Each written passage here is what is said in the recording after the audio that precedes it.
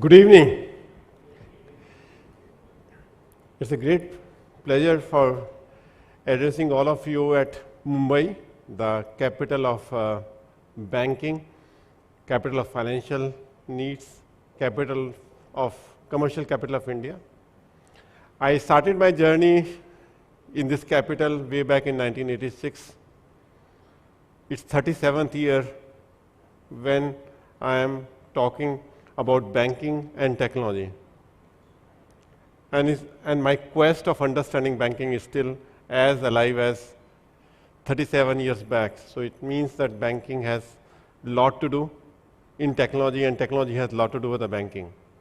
That we are not able to solve the problem of bank in 37 years, it means either we don't understand bank or bank doesn't understand technology. Somewhere there's a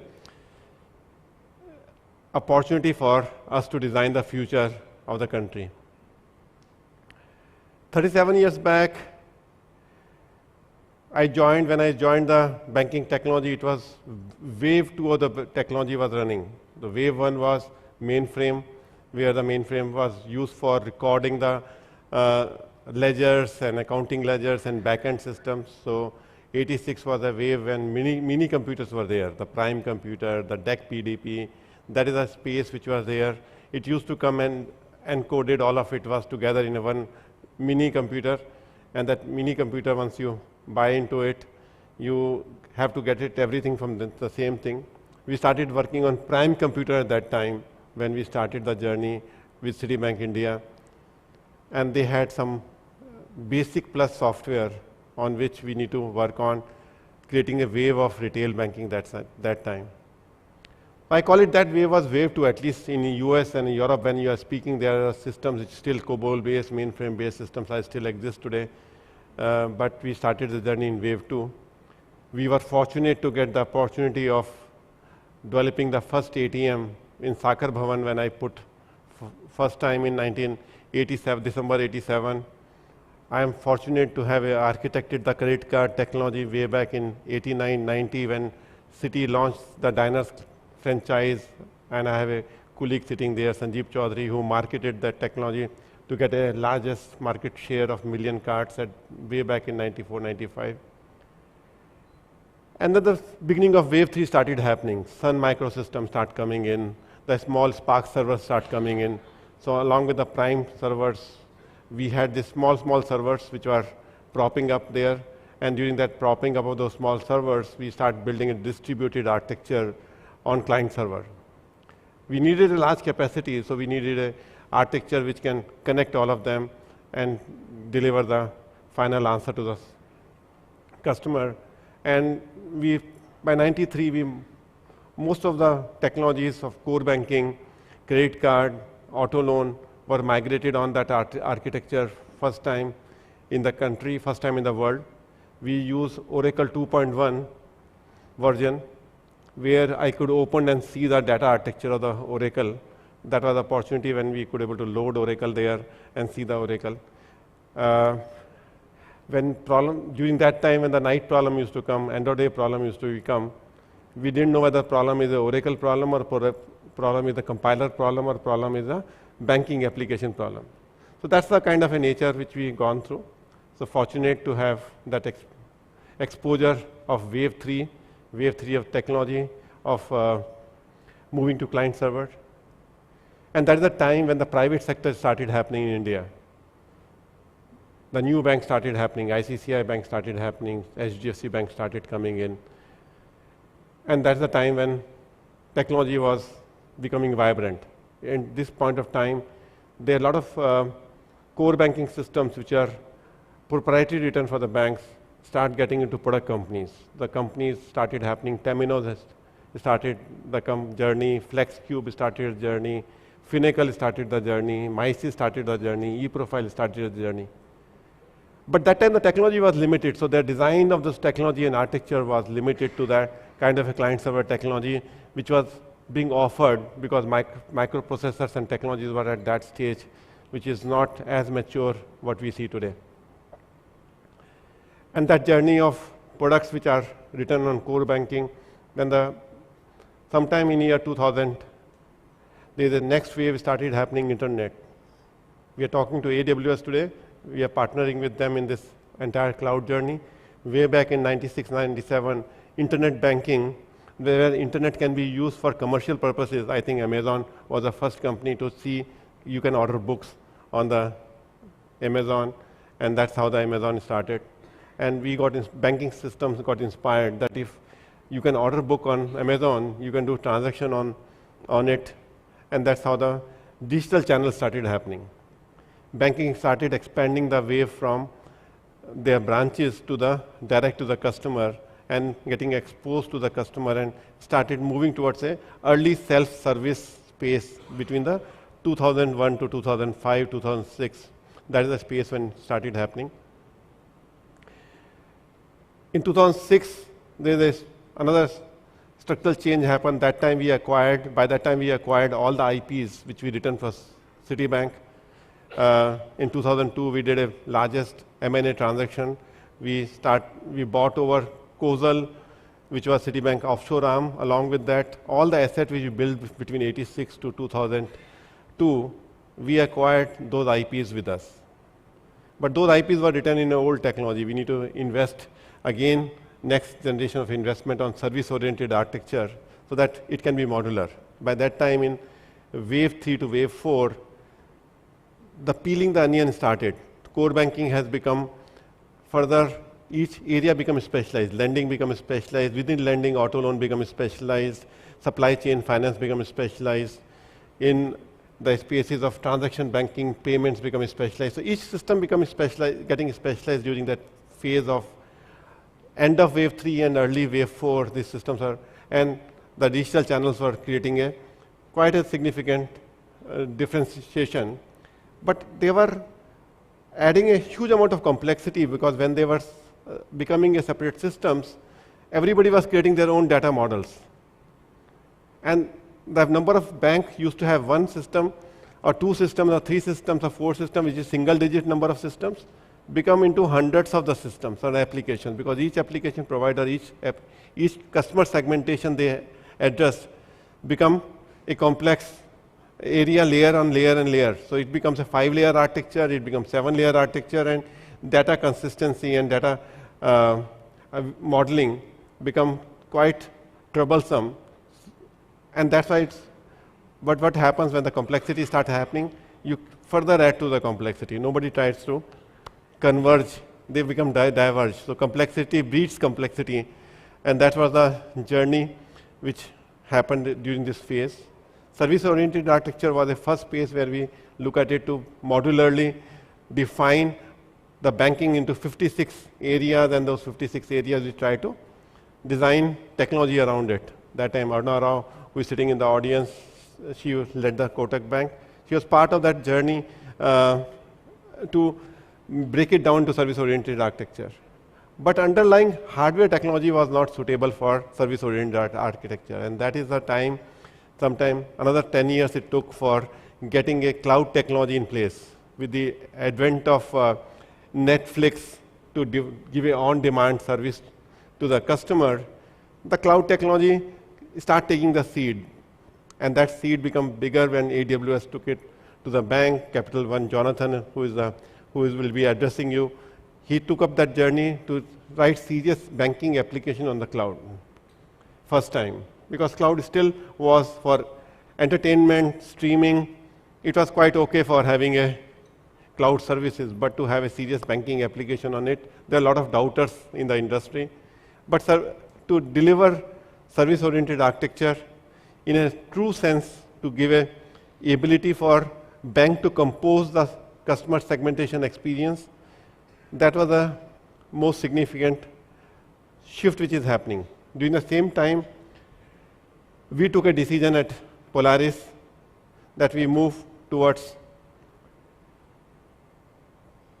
separating our services business and product business. So we took a serious call.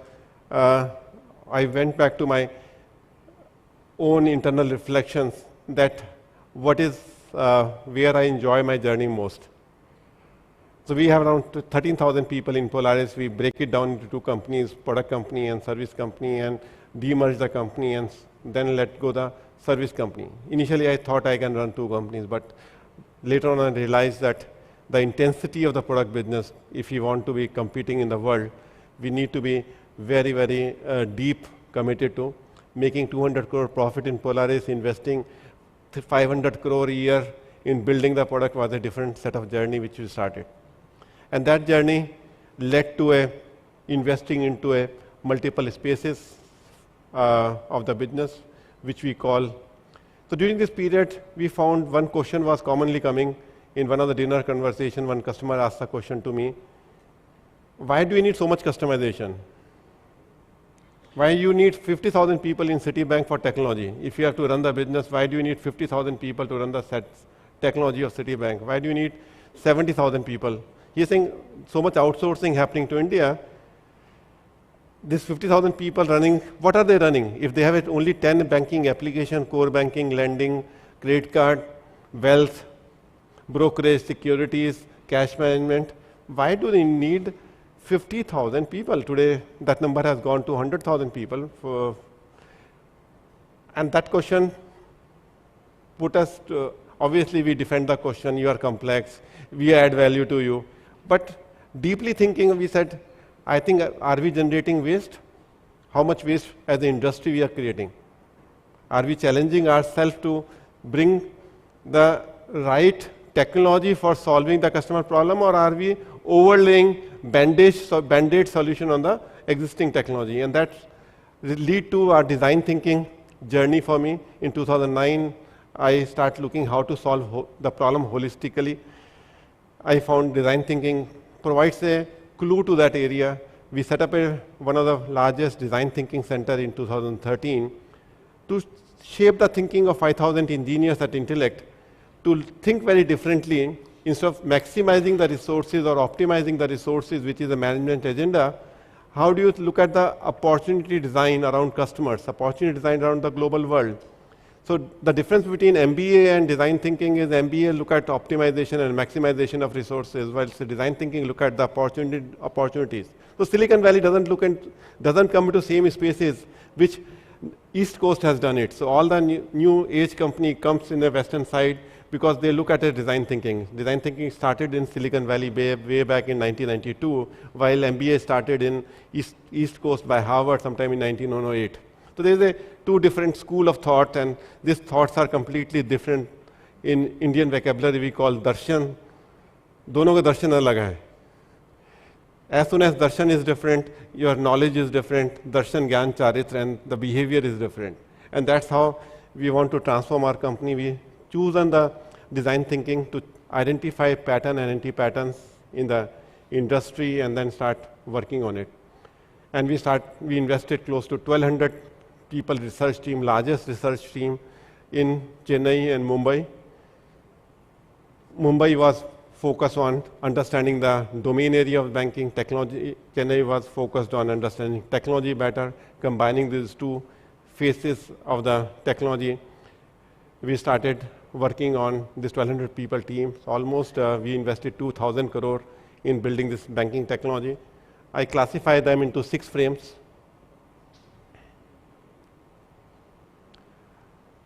Which is the ABCDEF, I will call it 6 imperative of wave 5. So what is the wave 5? And what are 6 imperatives of the wave 5? The first element is architecture. So we look at it, the architecture very, very differently. Architecture means 4 principles of independence, scale, simplicity, resilience of the application, which we are trying to do by either adding more capacity or adding more people. It's like a brute force we use it. Architecture at a ground level makes it simple, which is scalable. There are 7 tenets of 360-degree architecture. We invested into 7 different research teams around each tenet. First is customer experience. Second tenet is operational excellence to reduce the operation cost. Third is performance of the applications what we are writing. Fourth is my decision-making analytics. Fifth is the risk management. Sixth is integration. And centerpiece is security. So there are 7 tenets. We put up a research team of around 30 people in each of the tenets, around 210 people we put to understand what changes are happening and picking up the world technologies and starting embedding these technologies and creating a low-code platform around this 7 dimension. Then we look at it, 4 elements of simplicity, 7 tenets, 18 criteria to choose when we are choosing the cloud technology, starting from microservices architecture to API first design to declarative API, no hard front-end contracts. So there are a lot of technical jargon over here, but this is about 18 different elements we require to understand how, when we implement cloud, what all is required to make it right for the cloud. It's not that you can just lift and shift. The inbound cloud requires this 18 elements. It resulted into a very clean architecture of core banking. This is the core banking architecture. On the left side, we have configurators. Right side, we have a controls. Middle, we have a microservices. Bottom, we have a cloud. In front, on the top, we have open banking for the customer to construct its own view of the banking. This is another platform we built for data streaming platform for mouse over analytics. So in a corporate banking technology, you need to consolidate huge amount of data at the same moment of time. And we got inspiration from Netflix to see how can they push so much data, full movie at a small bandwidth. Similarly, how do we push, if there are 100 accounts of a corporate and all have to be consolidated, you need to build up a data streaming technology. And this is a small piece of architecture, just not to intimidate you, but this is a hard work, took 4 years to look at it. Each piece in the cloud technology works in right synchronization. Moving to second part, A to B from architecture to base of eMACH.ai. I don't know how many of us understand the meaning of MACH, M-A-C-H. It's a vocabulary which is industry is catching it up. Microservices, API, cloud, and headless. So each alphabet of MACH defines the way the technology is moving. And E is event-based. So event, microservice, API, cloud, and headless. And built-in intelligence, AI built-in intelligence, is the base component which we have assembled together. So it's about 5 principles. Configurability. So if you have to configure 20 lending products, 15 credit card products, 17 supply chain products, how do you create a kind of a microservices which can be available to solve this problem? Each component of lending, how rich it can be. Does it able to take care of the 20 configurability of the lending solution, or a core banking, if the account structures are a particular level, a core banking needs a kind of a microservices richness of the variability, and our learning of the global clients from UK, learning from US, learning from Canada, learning from Australia, Japan, helped in having the right richness over there. And the IP which we purchased in 2002 further got enriched by the richness of the microservices. Scalability, ease of integration, and ability to compose them to be usable. So one of the clients in Germany selected us 3 years back, and is the largest retailer of Germany, and he has consumed our microservice on his own without our implementation. That's the purity of the scalability. And he has booked 300,000 loans on a single day, Sanjeev. That is the kind of a capacity where a simple NBFC may book 300,000 loans in a year. It's booked per day, and that's the scalability speed which is required for doing it. Ease of integration and composability. This is a kind of a starting point for our journey. We started from the entire landscape to put into one single sheet of paper. We started looking at the level 1 detailing of the core banking. We start looking at user journeys of core banking at L2 level. We start looking L3 level of remote deposit capture. So each documentation detailing which is required to ensure that the last 2% is 200%, you are able to do it 99.99% of the functionality, we need to decompose up to this level. Then we need to look at it how C1 to C5 of the cloud can be embedded to ensure that these microservices, APIs, can work seamlessly from FinCloud architecture. These are sample microservices. The way microservices are organized, they are simple box, like what you are seeing, each box over there. They are close to 38 microservices for core banking. There are 28 microservices for the credit card and lending. This is how we define the events, what happens in the life cycle of the lending. There is a detailed presentation Rajesh will be taking through iCredit 360. These are kind of APIs, like of sockets which we see at home. These APIs are like defining each socket with input-output very, very carefully. We have close to 1,214 APIs as of today in Intellect architecture.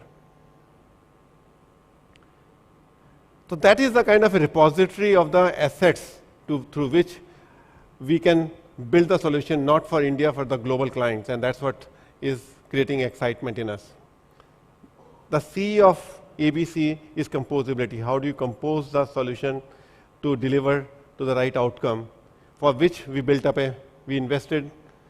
So composability means hyper-personalized experience design, low-touch, no-touch operation design. So there is almost no-touch operations, so that a document is picked up from email, and from email you classify the document, you extract the right content from that to transform the data and enrich the data and finally consume the data. And it's a no-touch operation design. Drag and drop integrations to the ecosystem. Today when you write a system, it talks to at least 75 different systems in the ecosystem. And we move product to platform.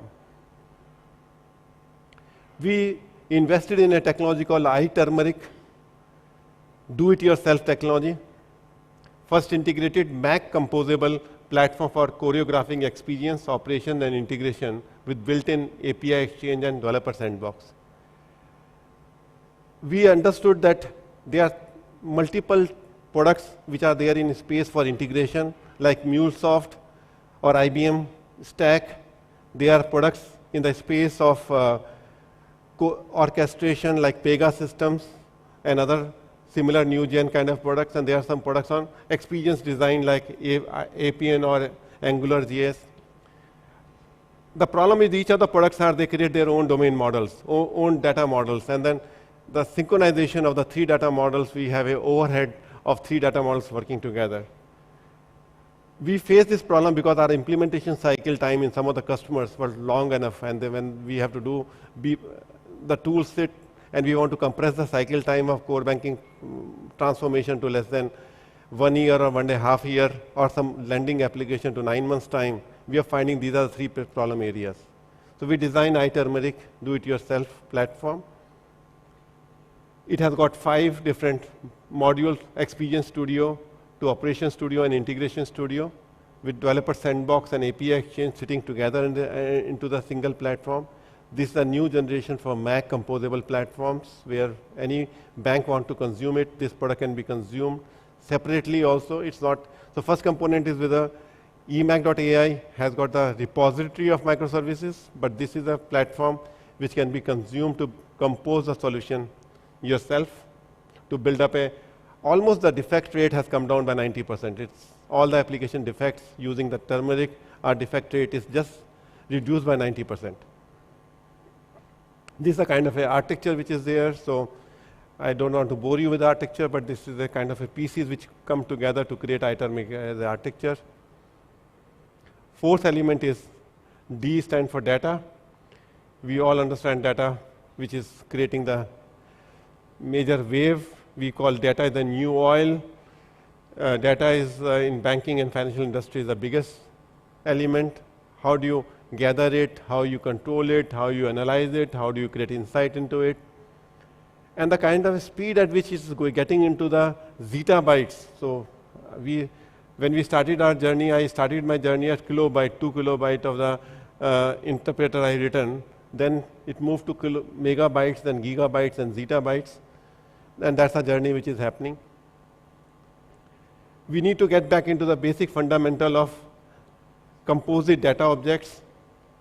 Over here, composite data object is like a domain object where we know the behavior of the elements and make it composable data object. That's for consistent data behavior across experience, operations, and integration. We created a very interesting SIF, which is a nested and networked together. Normally, SIF is designed, customer information file is designed, which is hierarchical in nature, but it doesn't traverse horizontal in nature. So if you need to design SIF, which is a two-dimensional SIF, that if you want to see on a state-wise data or a functional data in real-time basis, you can do it by data lake, but on a real-time basis, if you have to do, your structure has to be of design, which is very unique design on nested and network architecture. Data streaming, as I mentioned about it, where you can have a mouse over analytics, like a Netflix. Data is a marketplace. When data is available, multiple customers look at the report, they want to see the report of banking in their own way. We created a complete tool set where customer can define that I need this report every 5 minutes, I need this report every 1 hour as a marketplace. We started looking very interesting thing called nudges. Data needs to be nudged at a various point of time.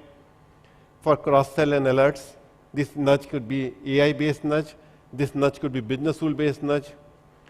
And then we look at its single data model for experience operation and what I mentioned about turmeric,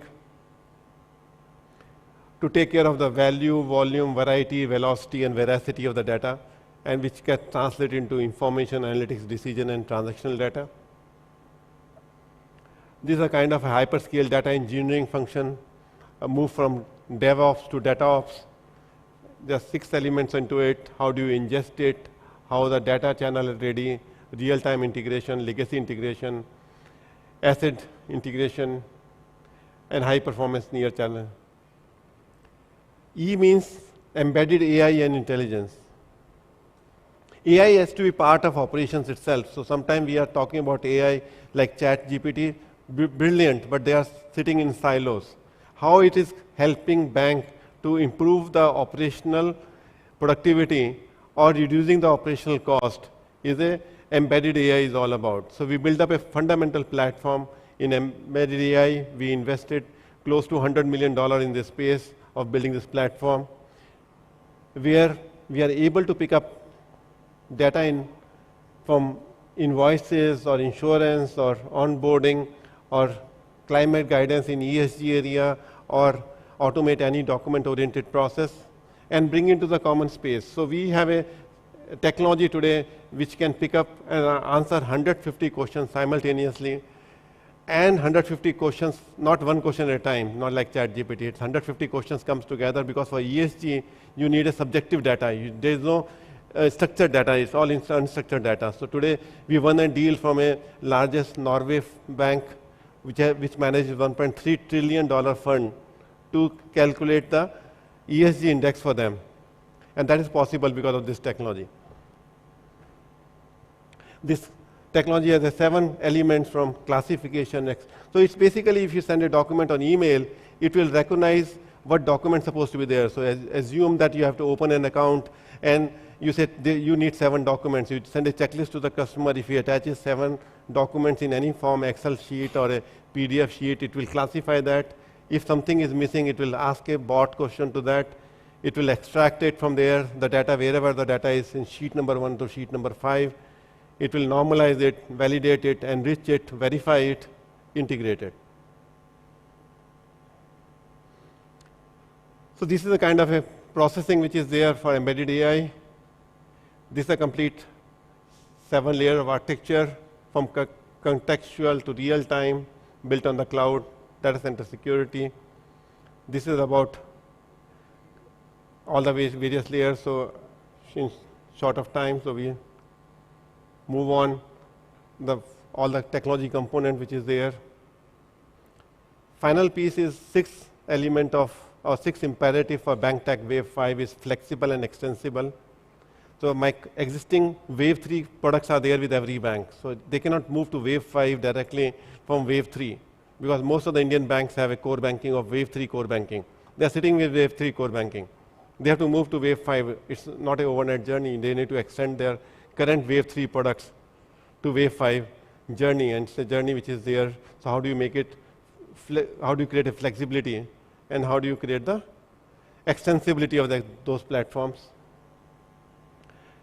You have to look at from one, connect old and new application, connect on-premise and cloud application, reduce number of applications, replace legacy application progressively, build ecosystem, build marketplace. So there are 6 stages in which extensibility could be there. So if you see a lot of banks today are moving from product to platforms, HDFC or ICCI or IDFC or Yes Bank, many banks are moving towards platform, and next stage is when they are connected to ecosystem, then it becomes a marketplace by themselves. So fintech company become a subservient to that area. Over here, we solve Turmeric solves on-premise application seamlessly. Composite data objects solve the problem of APIs across all data models. And eMACH.ai, the entire arcade of various components, solve the similar problems over there. So this is the kind of example of ecosystem design of wealth. One simple example over there.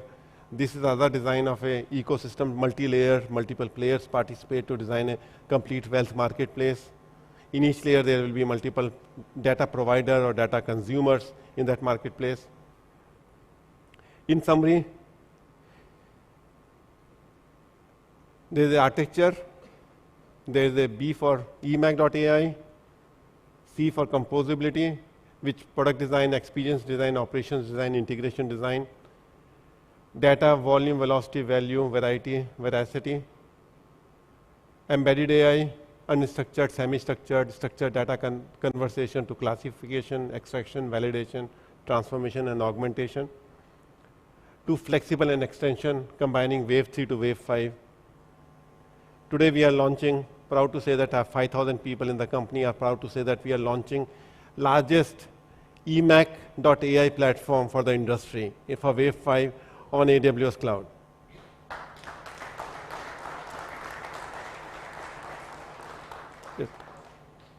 It has got 285 ready-to-use microservices on cloud, 1,214 APIs, 200 plus events to design your future. With a combination of eMACH.ai, iTurmeric, and Fabric embedded AI, we created 4 marketplaces, one on core banking, second on iCredit 360, third is on wealth, fourth is on digital transaction banking. These are ready to use marketplaces which can help banks to build very structurally the new change of Wave 5 to inherit the new change. I'd like to invite you for 8012. If you have not visited Chennai, we have 30,000 square feet of design thinking center where you come over there, look at what its current issues are there, how the business teams, technology team, operation teams use the different lenses, how do you converge those lenses to create a future banking, because whatever you're going to put in, it's kind of a 10-year journey. So investment in technology and choosing the right platform is a 10-year decision, not 1-year decision. A lot of time when I'm talking to CIOs, when we entered in the RBI in 2011, Ganesh ji is sitting there. When he's chosen us for transforming RBI was early stages, but very, very advanced thinking process on building a core banking system. And a lot of things which have happened today is a vision of architected we together with Ganesh ji we did to see that so many volume of payments can happen on RBI seamlessly. And it's a real-time GL. Because of good technology design, even the 30th June holiday was avoided, central bank holiday, because they are getting the real-time GL. So there's nowhere in the core banking system where their balance sheet is ready on 1st of July was the date of balance sheet ready. And that was part of the technology design and architecture of the technology, and that requires the design thinking workshops of multiple workshops, 2-3 days workshops. Don't jump to RFPs. RFPs are only give you the past, not the future. So RFP method, I strongly advise, RFP method is fundamentally wrong in a technology space. Avoid RFP. Choose a partner. Take a lot of time to choose a partner. Choose the cloud partner, but choose carefully and make it a dominant partner for your technology journey. You can have multiple vendors, but choose one of them. At this point of time, I'd like to invite Jonathan, who has lived this Wave 5, who led the Wave 5 10 years back in Capital One, which is a small bank, at that point of time, not today, and led the many questions he is answering over there. He flown from London to address all of you to make you understand how this journey can move forward. Thank you. Welcome.